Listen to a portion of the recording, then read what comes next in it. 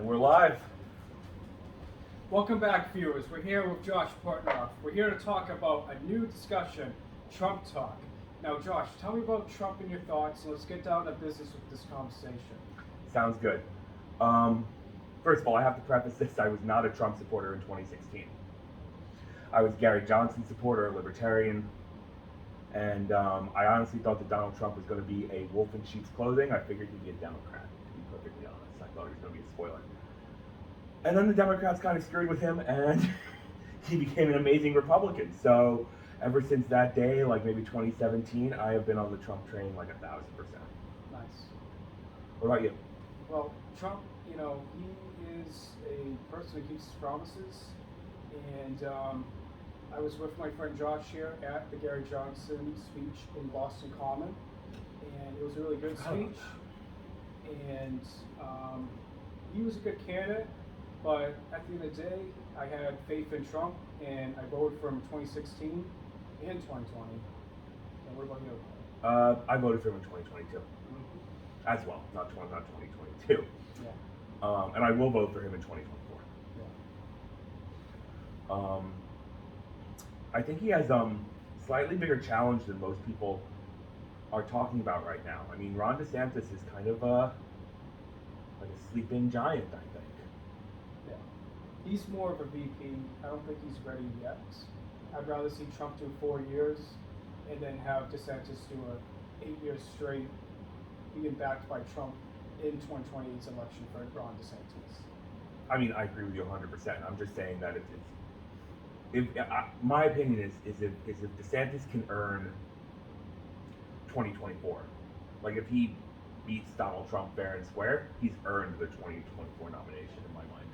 I don't think he can, but I think it's going to be a tough fight for Trump. I think it's going to come down to Trump and whoever the Democrat nominee is. It's just a matter of these other politicians need to step back and get out of the race before it gets worse for them. No, I disagree. I think that Donald Trump needs all these people in the race. The fewer people in the race, the harder it's going to be for Donald Trump, because everyone's going to be able to solidify against an anti-Trump candidate.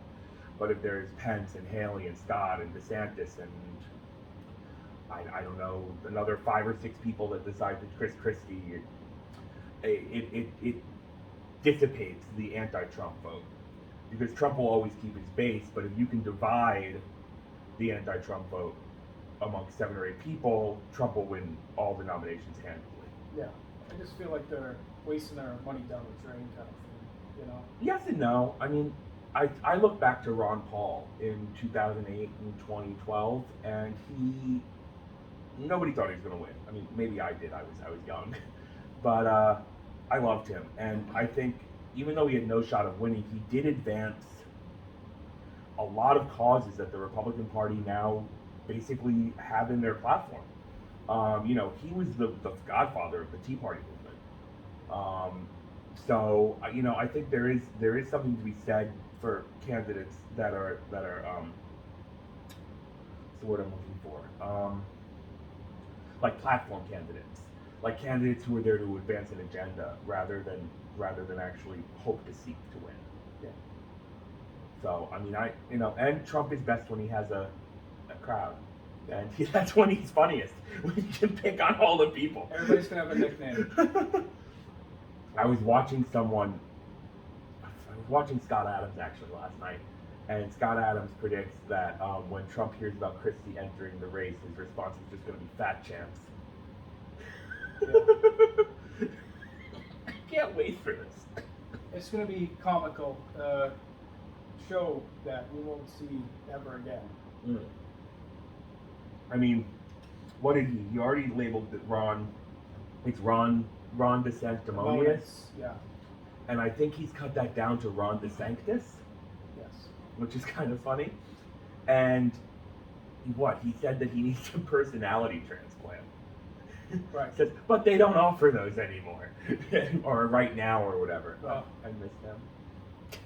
And he did resign the title Crooked Hillary to Crooked Biden now. So. I think more than one person can be crooked. Mm-hmm. I think he didn't need to resign Hillary, because let's be honest, I don't know if Joe's gonna be around in 2024. I mean, he might fall down and break a hip. So we might be having crooked Hillary again. Who knows? I mean, it could be another like battle royale, like Clinton Trump. You might need Life Alert right behind them to help assist them. Oh God, that Air Force, the video of him at the Air Force graduation. That's, ugh. Mm. I don't. There's nothing else. I mean, I was just, ugh. Like, I feel bad for the man. Like, He's representing the world, and for him to be up there and fall like that is not good. like it would be one thing if Biden was sharp as a tack, and he was brilliant, and he was mentally 100% there, and he just had like a frail body, right? Like, I think we could forgive that. Like, I hate FDR, but he wasn't dumb. Pardon me. He wasn't dumb. FDR was a bright guy, and he was in a wheelchair. I don't think the wheelchair diminished his capability to be president, right? So, but Biden is not only frail, but he's mentally frail, right? It's the combination of the two. Cognitive decline, he's at. Exactly. You know, if Biden were, you know, if Biden had the mind of Trump, I don't think we'd care so much about his physical problems. If he ran like Jimmy Carter, it'd be okay, but it's bad. The way he's doing things and diminishing America as we speak. He is he's bad. I like it just, you don't, there's not much else. It's just he's bad. Like, you know, the joke is like, what, like Jimmy Carter is living until he's no longer the worst president of the modern era. He's glad to live to know he isn't. It's like the Queen. She tried to outlive Charles, but alas. Mm. But she tried. That woman, poor woman, she tried. Yeah. But I look forward to vigorous debate. That'll be fun. I'm looking forward to it too. Although I did hear that Biden, you know, Biden did have a success actually recently that I want to mention. He passed the CHIPS Act. If I'm reading it correctly, CHIPS Act. I forget what it was. It's like designed to bring like all of like the computer processing manufacturing back to the United States. And to be perfectly honest, it's up about 40%. And I'll give him that. I mean, it was bipartisan, and Trump probably would have done it. And, you know, it probably wasn't his idea, but like, you know. Bringing jobs back to America is very important. So he's following a Trump type of tactic and movement because his tactics are completely failing and diminishing and destroying our country economically, militarily, and politically. I also think that his strategy for Ukraine is just anti-American. I don't fully understand why we're supporting Ukraine as much as we are, to be perfectly honest. I don't really understand what America's interest is. And I think that Trump would be more level-headed in the situation, and he wouldn't be, you know, Team Red or Team Blue. It would be more like Team America, and we don't have a stake in this. Let's just end the fighting because this is dumb. We're very close to World War III, and that's not good. It's making us unsafe and worried, and we're constantly not having faith in this new type of political agenda and type of policies that are getting us sucked into Ukraine like a vacuum because war's profit, and they know what they're doing over there, and there's a lot of funny business going on, and they need to investigate that.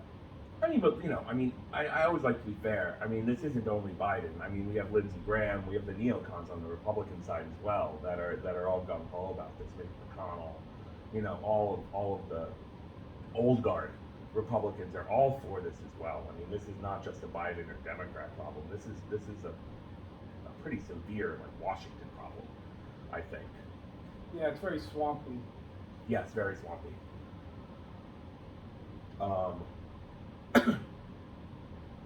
What else about Trump? And Trump was very tough on China, and with China, they were kept in place, and they knew not to invade Taiwan, and that is getting trickled down to splitting hairs of China deciding whether they want to do it now, next year, or in a few years, because they know when Trump is back in, it's going to get back to business as usual. See, that's the interesting thing. Like, I obviously don't want Taiwan to be invaded. I mean, they're a free country, they're prosperous people. But on the other side, I don't understand what our national interest is in defending Taiwan either. Like, I wouldn't fight for Taiwan. Like, I wouldn't go to war for Taiwan. I wouldn't send my children. I wouldn't send my children to war for Taiwan.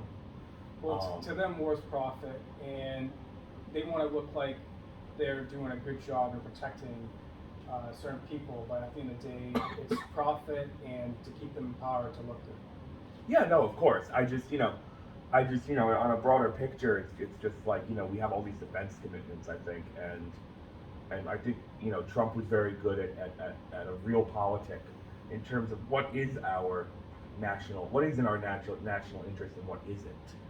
And, like Taiwan, like Ukraine, like I don't want to go to war with Russia over Kiev.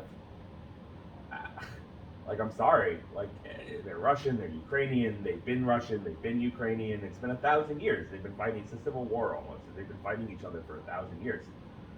Same with Taiwan, it's just like another kind of mini civil war. Like, what I appreciate about Trump is that he was able to maintain all of this through a posture of strength, but I don't think that I don't ever think that he was going to recklessly get us into anything that wasn't in our interests. Yeah, his mentality was peace through strife. Much like Ronald Reagan, the last great Republican president. And that's how Trump should run and learn from that.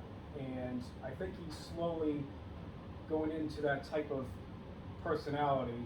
He's realizing more than ever that the country needs him at this dire time. And will get worse if we don't have him or someone like him running the country with backbone. I agree. I tend to agree. I can only hope that him and Ron DeSantis come together. And I think they will. You hear a lot about, they're bashing each other and they're insulting each other, but that's just politics. I mean, that's just how it is. I mean, Kamala Harris called Biden a racist, and now she's his vice president. She's his vice president. So, I think a lot of this melodrama is just exactly that. It's melodrama. Like, you should just kind of not focus on the attacks. I mean, they're funny. I mean, Trump is hilarious, but I don't think that they mean anything severe in terms of a relationship with people. It's just how you play the game, really. Yeah.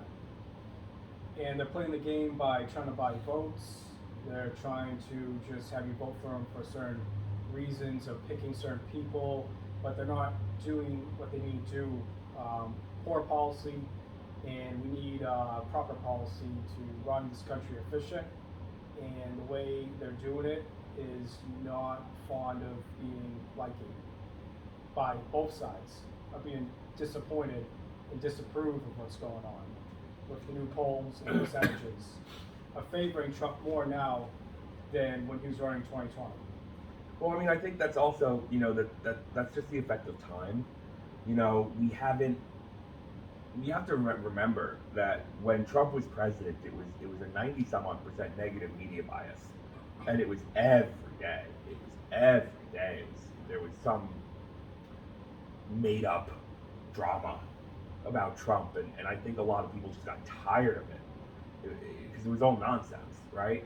And we haven't had that nonsense for 2 years, and you're looking back with a clearer head without all of that brainwashing almost, without all of that just constant drama. And people are looking back and realizing it was pretty good. It wasn't perfect. No president's perfect, no presidency's perfect. But, it was pretty good. It was pretty good, and I think that will help them in 2024, that people are going to remember. Everyone always remembers the past fondly. It's just kind of a human nature type of thing. And they know the immediate problems immediately. which severely hurt Trump in 2020. It was in the middle of COVID, and it was, a horrible economic, almost depression during COVID. Not because of him, but just because of circumstances. And people were feeling that, and they acknowledged that. And I think that some of the negative vote was because of just how horrible the time was. But now we're all going to ascribe those horrible times to Biden, and we're going to go, wow, actually, I liked when gas was $1.50, and I liked when there was no inflation, and I liked when my wages were going up higher than the cost of goods. And I think that will really, really help Trump. I think Trump's floor is 73 million votes. I don't see him getting fewer votes in 2024. I can't imagine. I mean, because he was running in the worst possible time for a president to run since Herbert Hoover in 1930. I mean, 1929. So, and he did damn well. So if he did damn well in 2020, I can only imagine he's just going to blow it out in 2024. He was able to do Operation Warp Speed. He was able to have Pence handle it a lot better than what Kamala Harris is handling the border. Oh, that idiot. And their cabinet was doing an amazing job. A lot of people don't realize that because 90% or more of the media is funded by the left through fundraisers, donations, and certain other type of methods that'll let you guys do the research. And that's why with the left, it's a lot easier to promote their agenda than the right side and see their side more in a equally balanced judgment type of way. I think the problem with the problem's a major problem that Republicans have right now, and it's becoming less of a problem through people like us and just through the internet, is that you're right. The left does control all the major levers of media, and it's like the left is kind of like the nice mom, and the Republicans are kind of like the stern dad, right? Like, and you always want to get a hug and a cookie and feel good, and that's what the Democrats offer. And the Republicans are saying, well, you know what, like, this might be tough, this might not be easy, but this is going to be the better way forward. And that's regardless of whether you control the media or not, that's always a harder message to sell. It's easier to say, the problem is somebody else's and you're perfect, and don't worry, sweetie, tomorrow's gonna be a better day, as opposed to like, you screwed up, like, pick yourself up from the bootstraps, like, work a little harder tomorrow, like, life's not easy, life's not fair. But that's what Republicans are offering, and it's a better outcome, but it's not an easier message. Right. Feelings are good, but the truth hurts. So you would rather have the truth than be lied to, and you would rather have us doing better than being worse off, than close to a depression. And that's where we're heading to if we keep going this way with inflation and keep printing bills and all kinds of things of destroying our country economically. And we need to realize that and do research more than ever. Yeah, I think it's very important that everyone kind of, find their own sources that they trust, and those could be any sources. I mean, I have podcasts I listen to that I like. Real Clear Politics, actually, I think it's a great website because it shows you every morning. It has about 20 or 30 different articles from the left and the right, from all different major news publications, from Substack, and it just kind of gives you like a collage of what's going on. And they do it in a, the sources themselves might be partisan, but the way that they organize the selection of articles is very nonpartisan. And you can kind of like pick and choose and see, or you can read all of them. And, I think, we can't just rely, like we did in the past, on one news channel and one show. And, we have to really be out there reading.